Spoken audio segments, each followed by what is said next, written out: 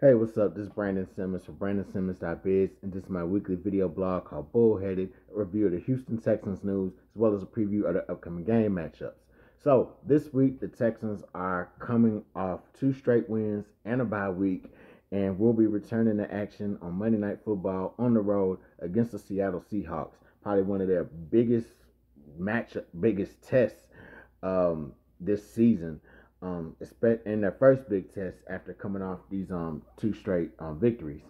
So last time, or I guess last week, I did the bye week special, did the game recap for the Baltimore Ravens and all that other stuff.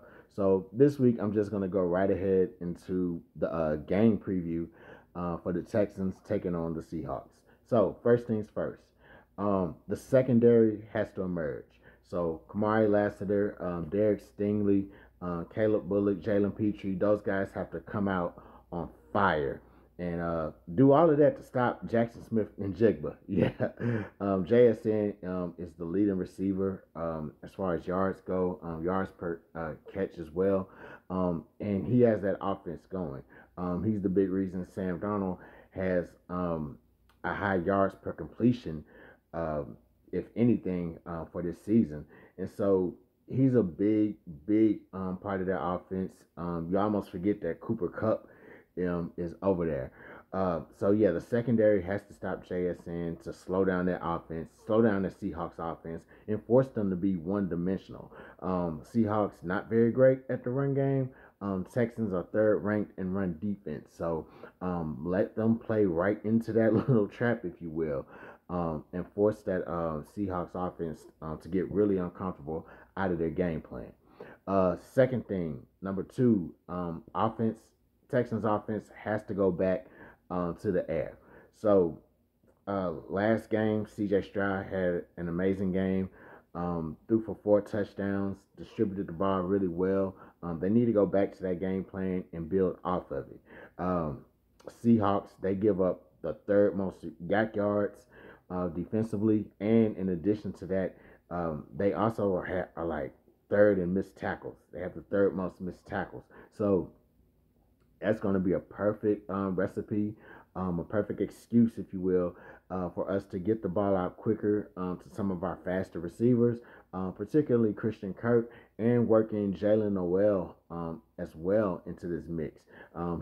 Noel got a touchdown, the last time they were out against the Ravens, and so it'll be a perfect time to kind of work him in the mix and get him going on some quick routes as well. Use his speed against the Seahawks defense and force them to just really make mistakes when it comes to tackling.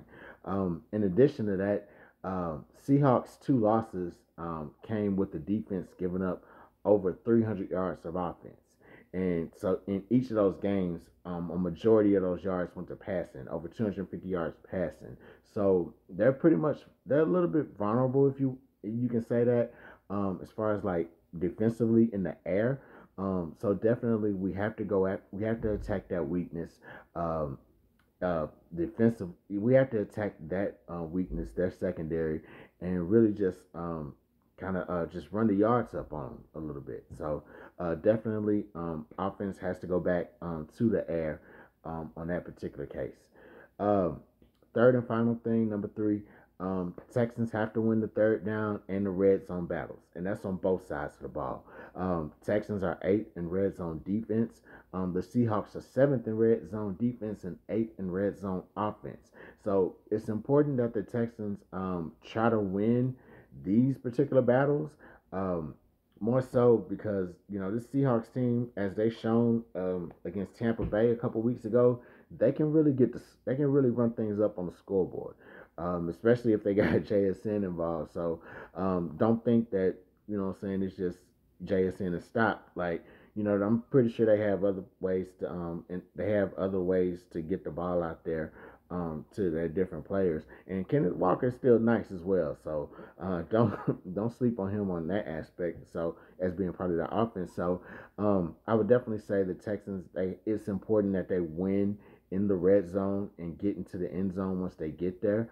And make as many trips to the red zone as they possibly can. I know it was the I think it was the which game was that? I think it was either the Titans or might have been the Bucks game, where they didn't get to the red zone. Yeah, probably didn't get to the red zone until like the beginning of the fourth quarter, and so that was real like that was a crazy stat. It might have been either the Bucks or the Jaguars game that happened. So um, they definitely need to get to the red zone a little bit more earlier and often throughout this game to get points on the board. Also, neither of these teams are impressive on third down offense, and so it's going to be very vital that the Texans create manageable third downs. So third and shorts, third nothing. They should have something. Every third down that the Texans get should be less than 5 yards. And they can throw it, they can run it, whatever, but make sure it's less than 5 yards. The similar things, but a little bit of the opposite for the defense. They need to make sure that the Seahawks offense is actually on third and long situations. So anything maybe 6 yards and above that, really, and probably maybe 8. You know what I'm saying? Like, or 7 or 8 and above that. So really just kind of put the pressure on the Seahawks offense to and just keep them in third and long situations. I think that's going to reduce their chances. That's obviously going to reduce their chances of converting third downs and extending drives. And so if they cannot extend drives, then they definitely cannot, stay in a rhythm. And that'll make the job easier for this Texans defense to really just keep this team off balance, keep the Seahawks team off balance, and really get our offense kind of getting going and finding a groove. You know what I'm saying? So maybe cruise to an easy victory. It's going to be a tough game, so I wouldn't expect this victory to be easy at all, even beforehand. But I think that if once they execute some things, if the Texans offense can definitely convert on third downs and keep drives going, then I think they have a real shot at winning this game and winning in a convincing manner. Not a blowout, just a convincing manner. So, those are 3 things I got. The secondary, they have to emerge to stop JSN and force the Seahawks offense to be one-dimensional. The Texans offense has to go back into the air and attack this Seahawks secondary. And also the Texans on both sides of the ball, they have to win the third down and the red zone battles. So if they do those things, they can definitely find themselves with a win on the road this Monday night. So with that being said, probably the shortest video I ever did. Had a corrupted file on my old video, so it's all good. It is what it is. But with that being said, I'm Brandon Simmons, BrandonSimmons.biz. If you're watching this on Facebook, if you're watching this on YouTube, like this video, subscribe to the channel, share this video wherever you can. If you're watching this on Facebook, facebook.com/BrandonBlog. Like this video, share this video, like my page. And yeah, that's all I got for y'all this week. I'm Brandon Simmons for BrandonSimmons.biz. Holla black.